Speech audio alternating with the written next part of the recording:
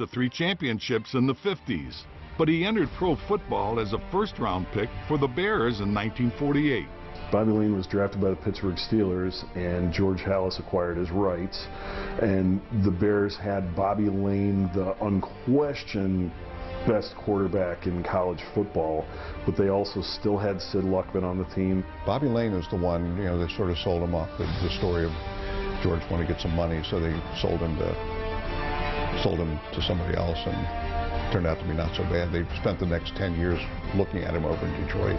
Chuck Howley of West Virginia was #1 of the Bears' 1958 draft, but his career as a linebacker flourished with the Dallas Cowboys. George Blanda was another QB the Bears chose in a later round, and played most of his first decade in Chicago blue and orange. But he is mostly known for his Hall of Fame years of the 60s as a Houston Oiler and an Oakland Raider. He retired in 1975 at the age of 48, and his 26 seasons of pro football are still most in NFL history. When I think of George Blanda, what comes to mind is kicker. I mean, he turned out to be a pretty good quarterback in Oakland, too, so that would be, selling him short. And I think, we also talked about guys that are important to chemistry. Well, the fact that he was still a useful piece when he was a kicker, but the fact that they kept him around tells you that he probably had some value in the locker room.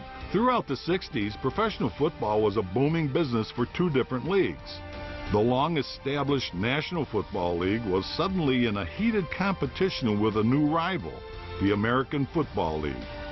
As a founder of the National Football League and the Chicago Bears, George Halas made some sacrifices of his own team to keep his league a step above the competition.